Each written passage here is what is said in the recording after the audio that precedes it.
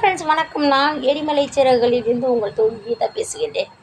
இன்றைக்கி என்னென்னா, பொதுவாக பிள்ளைங்க 10வது 12வது 8வது போனாலே சரி, குழந்தைங்களுக்கு ஹார்ட் ஒர்க் தொடங்கிடுது.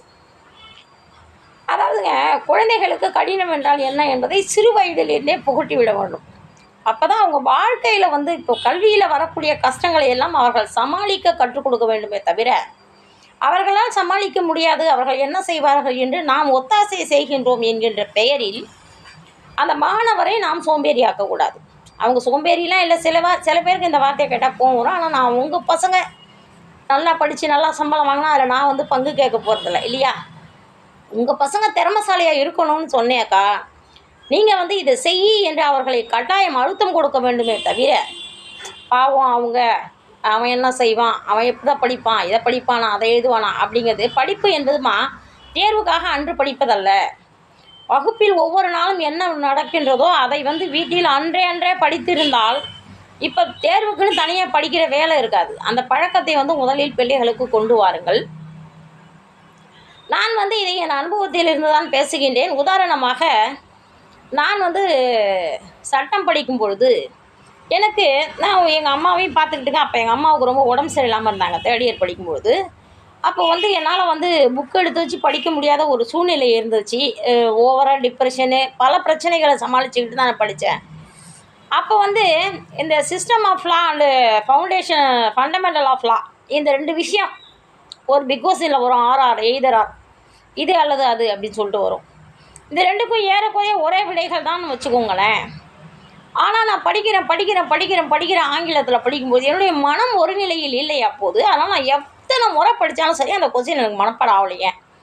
என்னடா இது திடீர்னு மெம்பர் ஆஃப் பார்லிமெண்ட், அது பேராகிராஃபாக வருதுங்க. ஒரு 30 பேராகிராஃப் அதில் ஃபில்டர் பண்ணி அதில் மெம்பர் ஆஃப் பார்லிமெண்ட் வருது, லோக்சபா வருது, எல்லாம் வருது, சிஸ்டம் ஆஃப் கான்ஸ்டிடியூஷன் வருது, எல்லாமே வருதுங்க. கவர்னர் வர, பிரசிடெண்ட் ஆஃப் இந்தியான்னு வருது, பிரைம் மினிஸ்டர் ஆஃப் இந்தியான்னு வருது, அதுக்கப்புறம் மெம்பர் ஆஃப் பார்லிமெண்ட் வருது, கடைசியில் கவுன்சிலர் பப்ளிக், பொதுமக்கள், பீப்புள், இது வரைக்கும் முடியுது.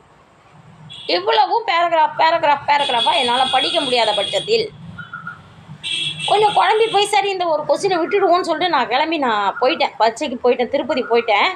நைட்டு இரவு கிளம்பி காலையில் திருப்பதி போயிட்டேன். 9 மணி நேரம் ட்ராவல் முடிச்சுட்டு போயிட்டு இறங்குனாங்க. ஒரு மாணவர் அக்கா இந்த புக்கை சத்தை கொஞ்சம் வச்சுருங்கக்கா அப்படின்னு சொல்லிட்டு அவங்க பாத்ரூம் போனாங்க. ஒரு தம்பி, அவர் சென்னை வாசி, அவர் தமிழில் நிறைய புத்தகங்கள் அதில் இதில் அடிப்படை, சட்டத்தின் அடிப்படை அப்படின்னு சொல்லி, சட்டத்திற்கு உள்ளடங்கியவை அப்படின்னு சொல்லி அந்த அட்டையில் ஒரு புகைப்படம் இருந்துச்சுங்க. அந்த அட்டையில் அழகாக புகைப்படம் இப்படி தொடங்கி அரசியலமைப்பு சட்டம் அப்படின்னு வந்துச்சு.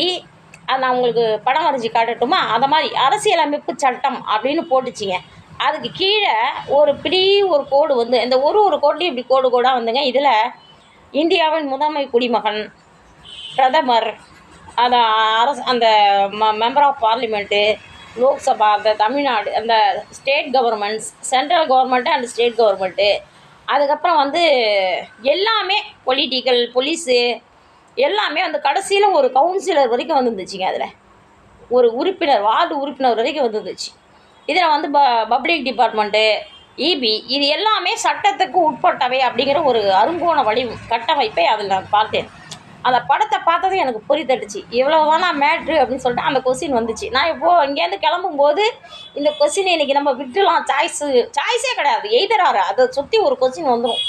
பார்த்தாங்க, அந்த ஒரு பேப்பரை சென்டர் பண்ணி பிரித்து வச்சு 2 பக்கத்தில் அந்த படத்தை அப்படியே பென்சில் எடுத்துகிட்டு போவேன். அந்த பென்சில் அந்த படம் வரைஞ்சிட்டு, it is fundamental of constitution system அப்படின்னு எழுதினேன். இதான் கான்ஸ்டிடியூஷன் சிஸ்டத்தோட அடிப்படை அப்படின்னு எழுதினேன். அவ்வளோதான், அங்கே முடிஞ்சு போச்சு. ஃபுல் மார்க்கு அந்த பேப்பரில் எனக்கு 70 மார்க்கு கிடச்சிருக்கு. ஸோ யோசித்து பாருங்கள், ஒரு பசங்களுக்கு ரெக்கார்டு ஒர்க்கு அப்படிங்கிறது ஒரு அடிப்படை தேவை. அவர்களுடைய மனதில் அது பதிய வேண்டும். 5 முறை படிக்கிறது ஒரு தாட்டி எழுதுறதுக்கு சமம்னு சொல்லி நம்ம கேள்விப்பட்டிருப்போம், இல்லையா? ஸோ அதனால் பசங்களுடைய ரெக்கார்டு ஒர்க்கு, இந்த மாதிரி ஒர்க்குகளை எக்காரணத்தை முன்னிட்டும் தாயார் பார்ப்பதோ, தந்தை பார்ப்பதோ, வெளியில் கொடுத்து செய்வதோ வைத்துக்கொள்ளக்கூடாது. அவர்களின் அறிவிலிருந்து ஒரு பகுதியை நீங்களே வெட்டி எடுக்கின்றீர்கள் என்று அர்த்தம். அதில் உங்கள் மாணவர்களின் நலன் கருதி தான் நான் இந்த காணொலியை பதிவு செய்கின்றேன். அதனால் தயவு செய்து மாணவர்களை அவர்களின் கஷ்டங்களை நஷ்டங்களை ஏற்றுக்க விரும்பும். சரி, நாளைக்கு இன்னைக்கு எல்லாம் கஷ்டம்னு சொல்லி படிக்கிற வரைக்கும் நீங்கள் செய்றீங்க. நாளைக்கு அந்த பையன் வேலைக்கு போகிறான். அப்போ வேலை பளு அதிகமாக இருந்துச்சுன்னா அம்மாக்காரங்க நீங்கள் போய் ஹெல்ப் பண்ண முடியுமா ஆஃபீஸில்? அவன் தானே செஞ்சாகணும் ஆஃபீஸில். இப்போ கஷ்டம்னு சொல்லி நீங்கள் ஒத்தாசை கொடுத்தீங்கன்னா நாளைக்கு அவனை அலுவலகத்தில் சோம்பேறி ஆக்கிவிடும். அதனால் உங்கள் பையன் எவ்வளவு ஒர்க்கு ப்ரெஷர் வந்தாலும் அதனை எதிர்கொள்ளும் திறனை வளர்க்க வேண்டுமே தவிர நாம் உதவி செய்கின்றோம் என்கின்ற பெயரில் அவனை திறமைசாலி இல்லாமல் ஆக்கக்கூடாது அப்படிங்கிறது என்னுடைய தாழ்வான வேண்டுகோள். சரிங்களா? இந்த கருத்தில் ஏதாவது தவறு இருந்தால் கூட மன்னிச்சிடுங்க. முழுக்க இது உங்கள் நன்மைக்காக கூறுகின்றேன். ஓகேங்களா? தேங்க்யூ.